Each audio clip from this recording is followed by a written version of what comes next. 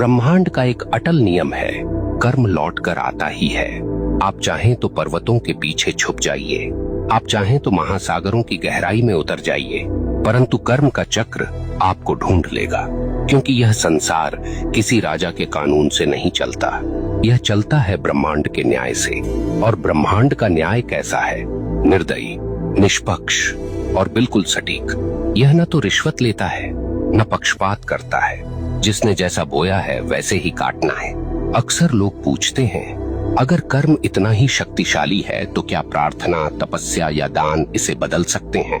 सुनिए, प्रार्थना से आपका हृदय शुद्ध हो सकता है, तपस्या से आपका मन स्थिर हो सकता है, दान से आपके कर्मों में प्रकाश जुड़ सकता है, परंतु जो किया है उसका फल भुगते बिना कोई विकल्प नहीं।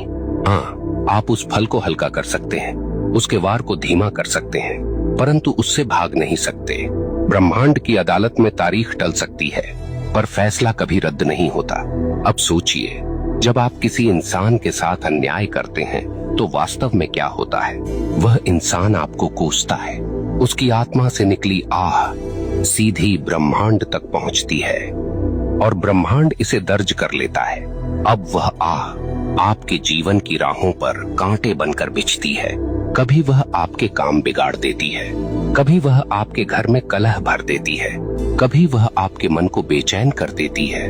और आप सोचते हैं ये सब क्यों हो रहा है, पर आपको याद नहीं रहता कि आपने किसी और की राह काटी थी। आप भूल गए, पर ब्रह्मांड ने नहीं भुलाया।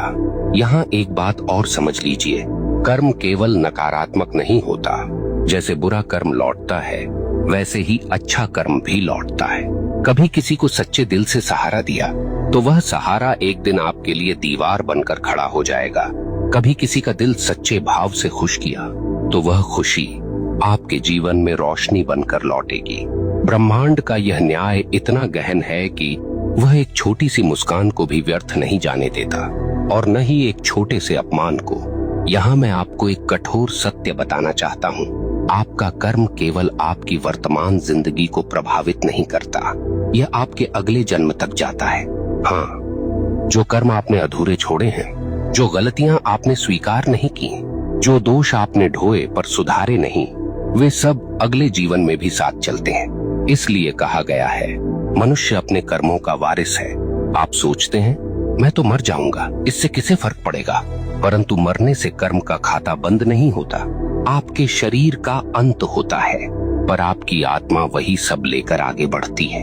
ब्रह्मांड तब तक चैन नहीं लेता जब तक आपको आपके कर्मों का फल न दिला दे।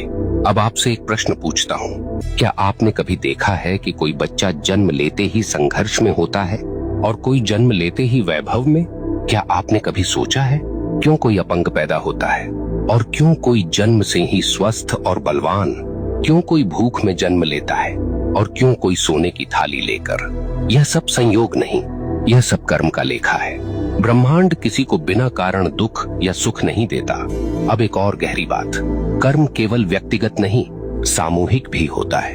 कभी आपने देखा है कि किसी पूरे समाज पर विपत्ति आती है, पूरा नगर डूब जाता है, पूरा गांव अकाल झेलता है, कभी कभी पूरे राष्ट्र पर संकट आता है। क्यों? क्योंकि उस समाज के सामूहिक कर्म का परिणाम वही होता है।